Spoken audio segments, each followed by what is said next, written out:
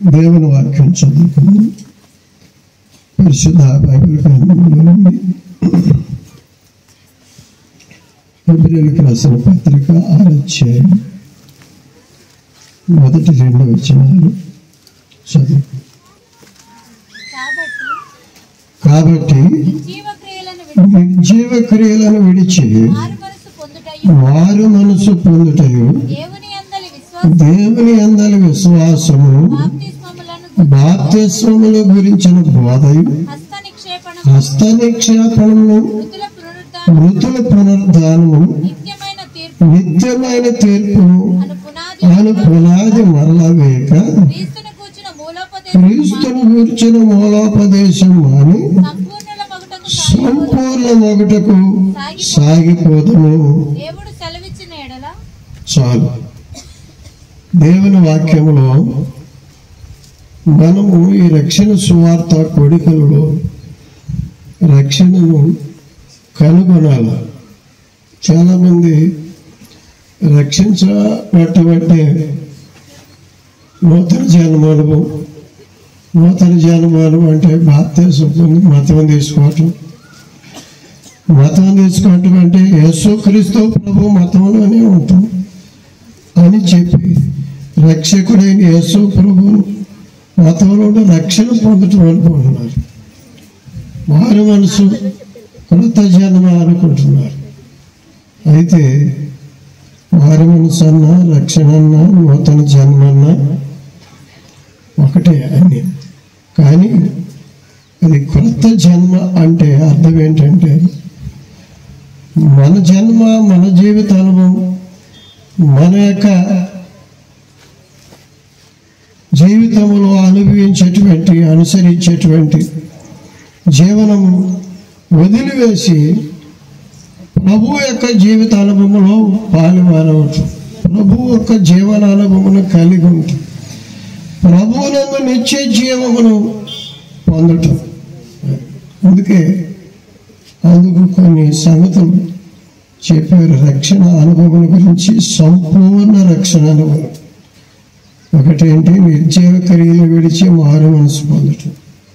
రెండోది దేవుని యందలి విశ్వాసము. మూడోది బాప్తిస్మం గురించిన బోధ. నాలుగోది హస్త నిక్షేపణం. ఐదోది మృతుల పునరుద్ధానం. ఆరోది నిత్య తీర్పు. ఈ యొక్క 6 విషయాల గురించి అపోస్తలుడైన పౌలు గారు హెబ్రీయులు అంటే దేవుని అంగీకరించి దేవుని కొరకు సాగిపోయేవారని అర్థం.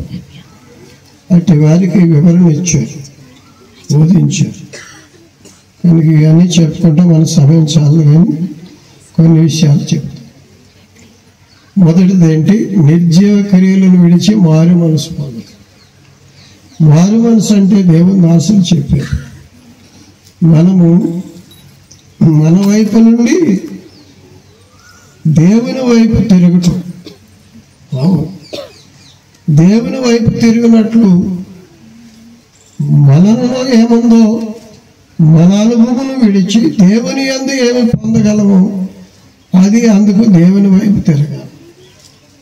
అందుకే యేసుక్రీస్తు దేవుని మూలముగా మనకు మధ్యవర్తి, సంపూర్ణుడైన వాడు ఆయన. కృపా సత్య సంపూర్ణ పూర్ణ రక్షణను కలిగించుటకు సంపూర్ణ దేవుడు క్రీస్తు అంటే. యేసు అంటే సంపూర్ణ మానవుడు అంటే మానవులందరికీ మాదిరిగా దేవుడు ఏ ఉద్దేశంతో కలుగు చేశాడు మానవులని, ఆ మాదిరి జీవిత అనుభవం యేసుక్రీస్తులోనే ఉంది. దేవుడు ఇష్టమైనట్లుగా దేవుని కుమారత్వం పొంది దేవుని స్వాస్థ్యానికి, రాజ్యానికి అర్హులగినట్లుగా దేవుని యొక్క నివాసంలో నుంచి వచ్చిన దేవుని ఎద్దకు చేరి దేవుని ఎదుటి మెప్పు మహిమ పొందాలంటే అందుకు సరిపోయిన వాడు కూడా దేవుని యొక్క కుమారుడు క్రీస్తే. క్రీస్తు అంటే దేవుని కుమారుడు, సంపూర్ణ. అందుకే సంపూర్ణ మానవత్వమును మనం పొందినట్లుగా సంపూర్ణమైన దేవునికి ఇష్టం, దేవుని కుమారత్వం పొంది దేవుని స్వాస్థ్యానికి అర్హులవునట్లుగా అందుకు మధ్యవర్తిగా వచ్చాడు ప్రభు. ఆయన దేవుడు, తండ్రి, సృష్టికర్త, సమస్తం ఆయన మూలం కలిగింది. కానీ పాపమును బట్టి, అవును, ఆజ్ఞ అతిక్రమైన శాపమును బట్టి దేవుని నుండి దూరమై, దేవునికి విరుద్ధమై, దేవునికి కుమారత్వం కోల్పోయి, స్వరూపమును కోల్పోయి, గుణములు కోల్పోయి, అవును, మానవత్వమునికి తగిన మాదిరి కూడా లేని వారమై ఉండి సైతాను సంబంధమైన రూపం. అందుకే యేసు ప్రభు సువార్త ప్రకటిస్తూ పరలోక రాజ్యం సమీపించింది, మారు మనసు పొందునని చెప్పుచు, సర్ప సంతానమా, నరక శిక్ష నుండి తప్పించుకోవటానికి మీకు బుద్ధి నేర్పిన వాడు లేడా? మారు మనసు పొందారు అంటున్నారు, మంచిదే, దాని తగిన క్రియలను, ఫలములను కలిగి ఉండండి, ఫలించండి అని చెప్పి ఉన్నాడు ప్రభు అయిన యేసుక్రీస్తు. కనుక మారు మనసు, అవును, పొందటం అంటే నిర్జీవ క్రియలను విడిచి మారు మనసు పొందటం అంటున్నాడు కదా. మళ్ళా చదవండి. కాబట్టి నిర్జీవ క్రియలను విడిచి మారు మనసు పొందుటయు. మనం దేవుని వైపు మళ్ళుకున్నాం అనుకో, దేవుడు మనల్ని ఎలా కలుగు చేశాడు? మనం ఎట్టివారముగా ఉండాలని ఆయన ఉద్దేశించి ఆయన ఎలాంటి జీవమునిచ్చాడు, ఎలాంటి స్వరూపమునిచ్చాడు, ఎలాంటి ఆధిక్యతనిచ్చాడు. అవును, సృష్టిలో అన్ని జీవరాశులు, ప్రాణులు అన్నీ వాటి ద్వారా కలిగిన జీవించడానికి జీవం కలిగినవి, కానీ నిత్య జీవం ఆత్మ లేదు, ఆత్మ సంబంధులు కాదు. అధికమైన సృష్టి యేసుక్రీస్తు ప్రభు సారూప్యమును మానవునికే కలిగినది. అందుకే మానవుడు దేవుని జీవమును ఇచ్చిన ఆ జీవము మనుషులకు వెలుగై ఉంది కనుక దేవుణ్ణి తెలుసుకోవాలా, దేవుని సంకల్పమును ఎరిగి ఉండాలా, దేవుని శక్తిని, దేవుని జ్ఞానమును, దేవుని పరిశుద్ధతను, దేవుని జయ జీవిత అనుభవమును, విమోచనను కలిగి ఉండాలి. అందుకు దేవునికి మనకు మధ్యవర్తిగా సరిపోయినటువంటి వాడు. మధ్యవర్తి ఒకరికి మధ్యవర్తి కాడు, దేవుడు అక్కడే మధ్యవర్తి అంటాడు గలతీ పత్రికలో 3వ అధ్యాయం. అంటే మధ్యవర్తి ఒకటి మధ్యవర్తిగా, ఒక నేరం చేసిన వాడికి ఆయన తీర్పులోనికి తెచ్చి విడిపించడానికి, అవును, విమోచన క్రయమించి శిక్షణను తప్పించడానికి నేరస్తుడు, ఈ నేరస్తుడికి మధ్యవర్తిగా ఉండి జామీనుగా ఉండి తీర్పులోనికి నడిపించి విడిపించడానికి క్రయమిస్తానికి సరిపోతాడా?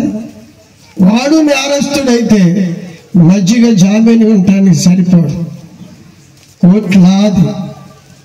అలాగనే పాపము లేనటువంటి వాడే పాపులైన వారికి, అవును, పాపము నుండి విడిపించి, పాప స్వభావం నుండి మార్చి మళ్ళించి దైవ స్వభావంలో పాలువారవుటకు దేవుడే, దేవుని కుమారుడే క్రీస్తు వచ్చి మానవాకారము ధరించి అందుకు మన కొరకు మాదిరిని కనపరిచి, మాదిరి లేని మనకు ఇవ్వటం కనుక మరణించాడు.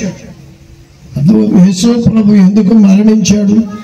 ఈ దుష్ట యుగము నుండి విడిపించడానికైనా రాత్రి విన్నాం. కనుక యేసు ప్రభు ఎందుకు మరణించాడంటే దేవుని యొక్క ఉద్దేశ సంకల్పముతో మనము దేవుని వాక్యం ద్వారా కలుగు చేసిన సృష్టికి రూపం ఏర్పాటు చేసి మట్టికి ఆయన ఆత్మజీవమును ఊదినటువంటి ఆయన స్వరూపంలో కలుగు చేసిన మనుషుడు అధికమైన దేవుని యొక్క సంకల్పములో దేవుని ఆత్మ సంబంధమైన ఆజ్ఞను విని, ఆత్మ సంబంధమైన దేవుని యొక్క ఇష్టమును, చిత్తమును, దేవుని చిత్తము నెరవేర్చి, అవును, దేవుని యొక్క స్వాస్థ్యానికి హక్కుదారులు కావాలని కుమారులు అంటే అది. అందుకే గలతీ పత్రికలో ఆ మాట చెబుతాడు. 4వ అధ్యాయం 4వ వచనం చదువు. గలతీయులకు రాసిన 4:6 చదివేసి, మరియు మీరు కుమారులై ఉన్నందున నాయన తండ్రి అని మొరపెట్టు తన కుమారుని ఆత్మను, అవును, తన కుమారుని ఆత్మను దేవుడు మన ఆత్మలోనికి పంపాను. కాబట్టి నీవిక దాసుడవు కావు, కుమారుడవైతే దేవుని ద్వారా వారసుడు, ఆయన నామమున ఆత్మ ద్వారా ఈ యొక్క కుమారత్వం కలిగి ఆయన కుమారు స్వాచ్యానికి, అంటే ఆయన కలిగిన అంతటకు ఏమందు ఆయన సృష్టిలో సమస్తమును ఆశీర్వాదం పొంది అన్నిటికీ బానిసలు కాకుండా అన్నిటిని ఏలటానికి మహిమకు పరలోకములో ఆయన యొక్క రాజ్యములో రాజులైన యాజక సమూహముగా ఆయన స్వాచ్యములకు హక్కుదారులు అవటానికి అందుకే ఆ కుమారత్వమును ఆయన కుమారుడు ద్వారా, ఆయన ఆత్మ ద్వారా ఉన్నారు. ఆయనను అడిగి ఆయన యందు మనం పొంది ఆయన యొక్క సారూప్యములో, అవును, ఆయన దేవుని తండ్రి స్వాచ్యానికి హక్కుదారులకు చేయటానికి ఈ కుమారుడు దేవ మానవుడు సరిపోయినటువంటి చాలినటువంటి దేవుని కుమారుడు. ఈ మనుషుడు ఈ యేసే ఆ క్రీస్తు అని ఒప్పుకున్నారు. కనుక మారు మనసు పొందటానికి మనం ఈ విషయాన్ని ఒప్పుకోవాలి. అందుకే ఒక మాట అంటున్నాడు, కొరింథీయులకు రాసిన 1వ పత్రిక 1వ అధ్యాయం 31వ వచనం చదవండి. యేసు క్రీస్తు ప్రభువుని గురించి.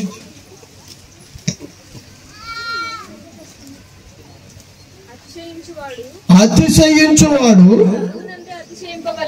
అవును, యేసు ప్రభువునందు ఆనందించి అతిశయించినట్లు, నేను దేవుని కుమారుడిని, నేను రక్షణ పొందాను, నేను మారుమనసు పొందాను, నేను దేవుడు నాకు తోడుగా ఉన్నాడు కనుక నేను దేనికి భయపడను, దేనికి దాస్యుని కాను, దేనికి లోబడిన అంటానికి అతిశయించడానికి కారణమైన వాడు ఎవడును లేడు.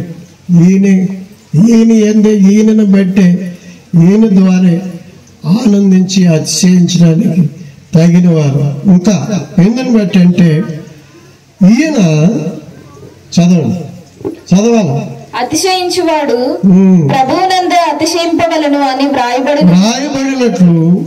వ్రాయబడినది నెరవేరునట్లు దేవుని మూలముగా, అవును, దేవుని ద్వారా, ఆయన వాక్యం ద్వారా, ఆయన ఆత్మ ద్వారా వచ్చి దేవుని మూలమును మనకి ఇచ్చిన కొరకు ఈయన దేవుని ద్వారా ఈయన మనకు జ్ఞానమును, నీతియు, దేవుని జ్ఞానం అర్థమవుతుందా? మనిషి జ్ఞానం కాదు. మనిషి జ్ఞానముతో ఉన్నారా? దేవుని తెలుసుకోగలరా? కలుసుకోగలరా? దేవుని ఇష్టం ఏదో తెలుసుకొని చేయగలరా? లోక జ్ఞానము ఈ బైబిల్ అర్థం అవ్వదు లోక జ్ఞానానికి. అందుకే మహిమా స్వరూపి అయిన యేసుక్రీస్తును ఈ లోక జ్ఞానులు, ధర్మశాస్త్ర సంబంధ మత జ్ఞానులు ఎరుగున్నట్లయితే ఆయన సిలువేయకపోయి ఉండేవాళ్ళు. 1 కొరింథీ పత్రికలో 1వ అధ్యాయంలో ఆయన చెబుతాడు. అర్థమవుతుందా? 16వ వచనం, 6వ వచనం, 7వ వచనం. అందుకే ఈయన దేవుని జ్ఞానము, దేవుని గురించిన జ్ఞానం పొందాలంటే యేసును మాటలు వినాల, యేసును గురించి అవును నమ్మాల. ఆయన ఆత్మ ద్వారానే దేవుని మూలముగా ఈయన దేవుని జ్ఞానమును, నీతియు, నీతి అంటే స్వనీతి వేరు ఉన్నారా?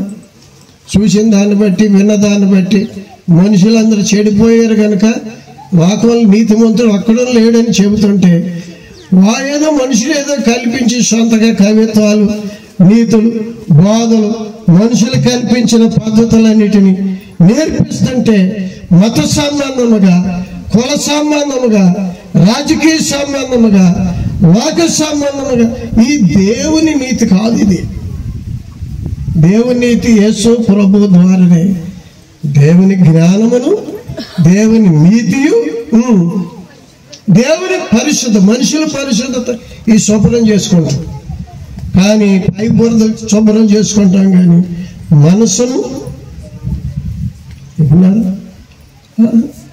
అందుకని ఎంత చదువు చదివి ఎన్ని విన్నాను గాను హీనుడు గుణము గొడ్డు టావు పితుకు కొండ కనిపోయిన పండ్ల నోడదండి పాలు నిడదు, ఒడిపోతు ఆవిరి పాలు తీయాలంటే ఎంతో విన్నారా. లోక జ్ఞానంలో మనుషుల దగ్గర పోయి దేవుని తెలుసుకోవాలనుకోవటం అంతే, తెలుసుకోలేడు.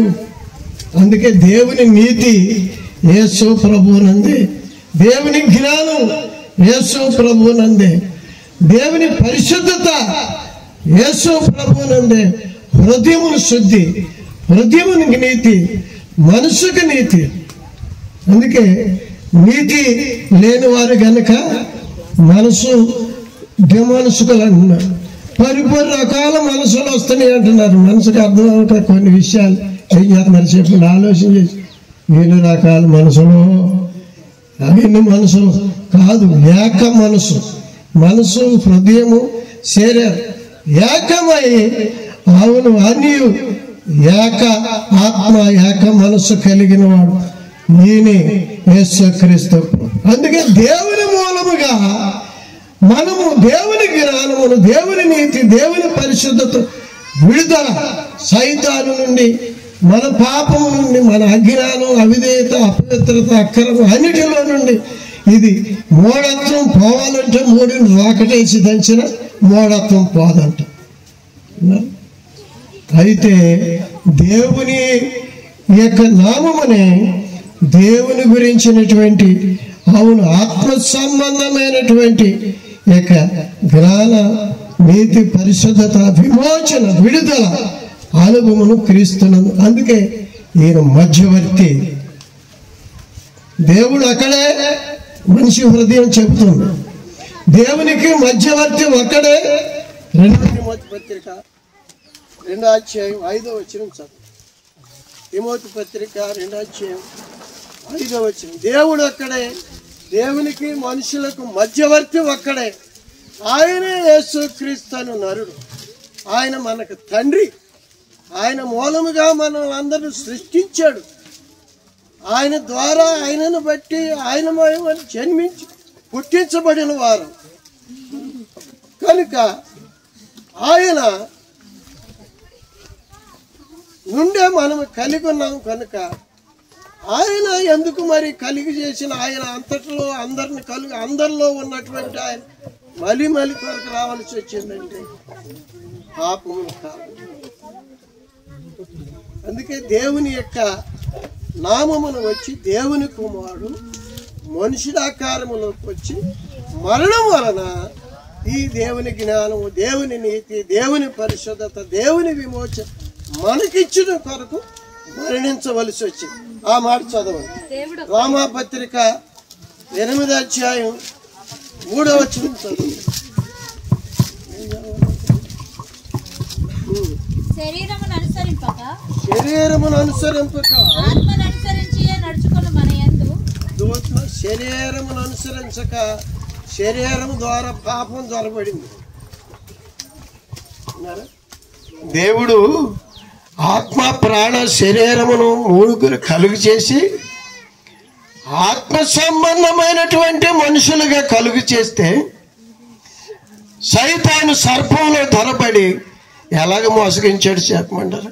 ముందు ఆత్మను పడదోయలా, లేకపోతే మనసునుగా శరీర ఆశలు కల్పించాడు, శరీర వ్యసనాలు కల్పించాడు. మనసును ఉంచి దేవుని నుండి, దేవునికి విరుద్ధమైన ప్రకృతమైనటువంటి నీతి నుండి, పరిశుద్ధత నుండి తొలగించి, అందుకనే శరీరమును మనం అనుసరించితే క్రీస్తు యేసునందు మారు మనసు పొందలేము.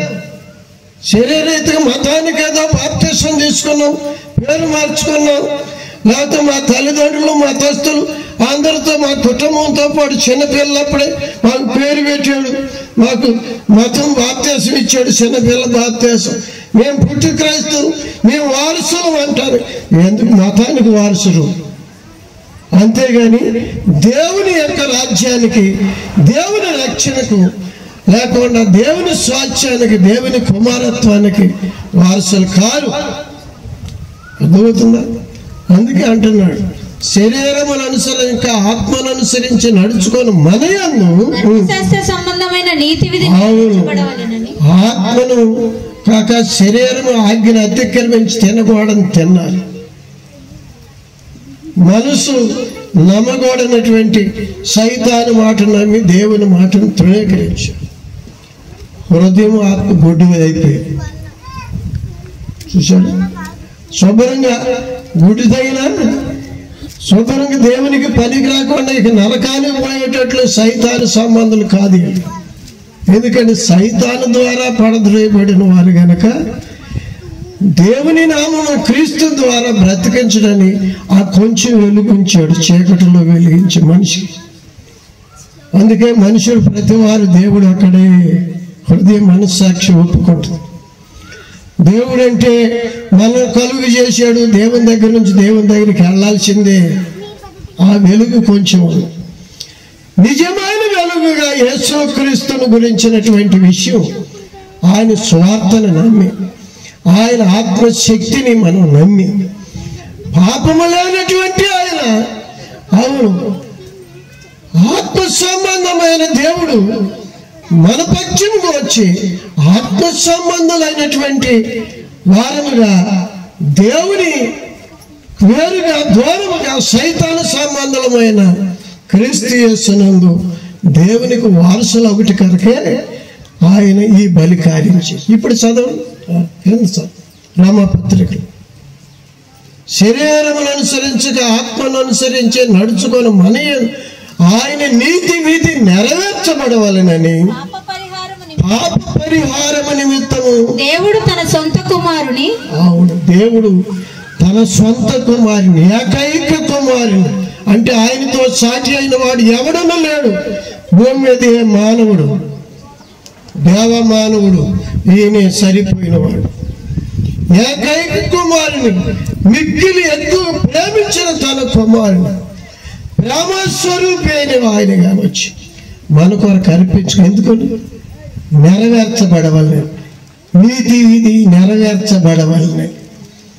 అందుకే ఆయన వచ్చి నీతి విధి నెరవేర్చుటకు, అవును ఈ సువార్తను నమ్మి, సువార్తను ఒప్పుకొని, సువార్త ప్రకారము దేవుని యొక్క చిత్తము, దేవుని ధర్మశాస్త్రం, దేవుని లేఖనము నెరవేర్పు కొరకే లేఖన ప్రకారము ఆయన లోకములోనికి వచ్చి, లేఖన ప్రకారము ఆయన జీవించి, లేఖన ప్రకారం ఆయన చనిపోయి, లేఖన ప్రకారం ఆయన తిరిగి లేచి, ఈ లేఖనమును అనుసరించి నెరవేర్చిన యేసు ప్రభువునందు నెరవేర్పుగా ఈ కుమారత్వం పొందాలని ఆయన బలియాగం అయ్యాడు.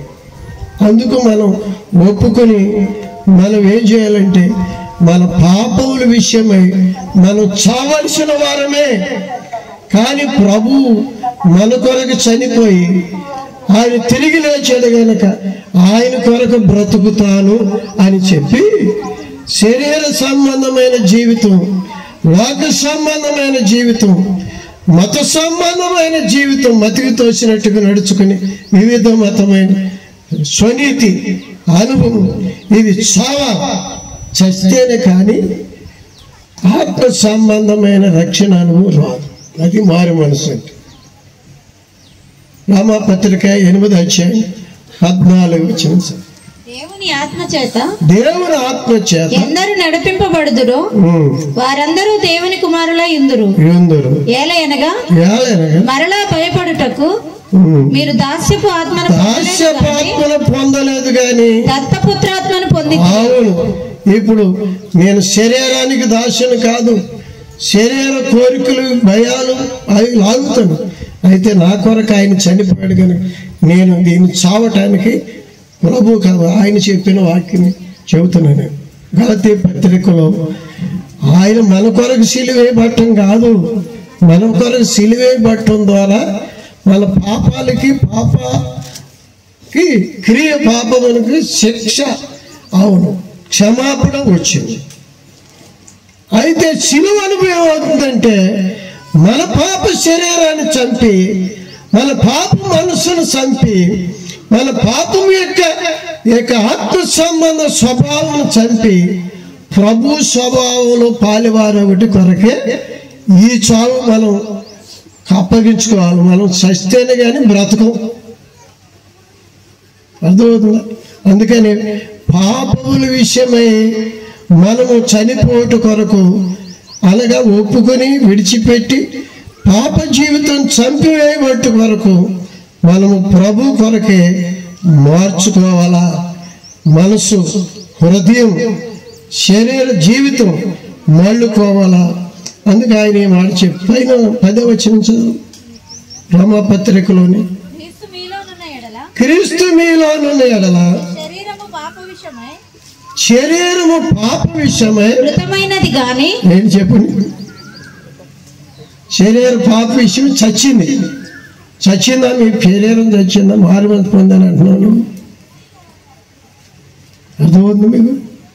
శరీరం చత్తమంటే మనిషి అవటం కాదు. శరీరము దాని ఇచ్చలతో కూడాను దురాశలతో కూడాను క్రీస్తు యేసును అంగీకరించిన సంబంధులు సిలువ వేసినారు.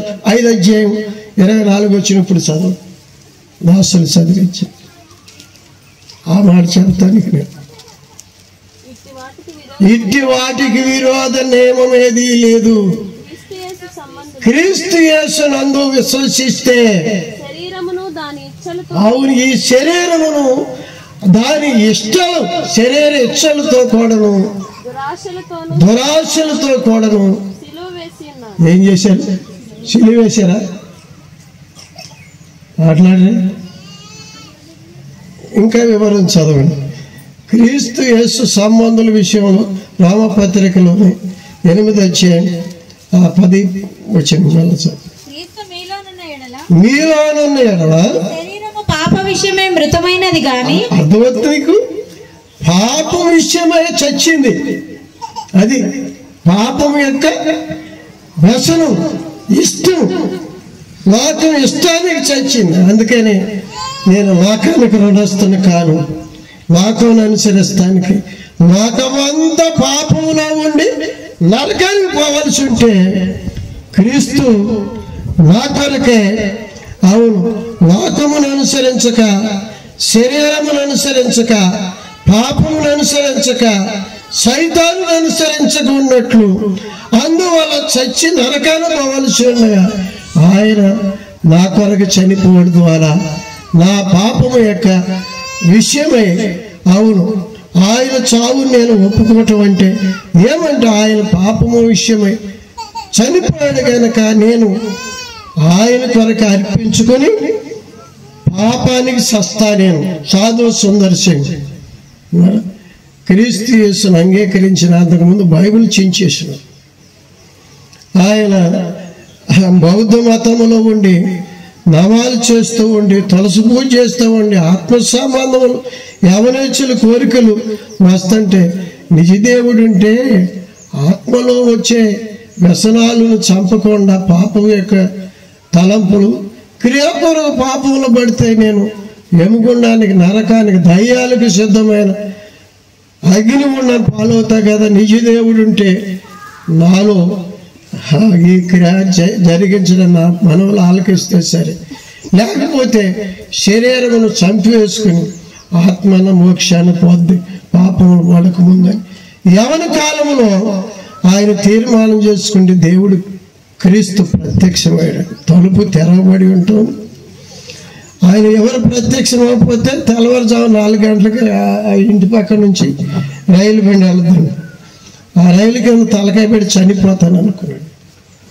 ఆయన 4 గంటలకి దేవుడికి లేకపోతే నాకు లేదా నీతని లేవబోగా ఆయన కంటే ముందు తలుపు తెరవబడటం, వెలుగుగా క్రీస్తు ప్రత్యక్షం అవటం.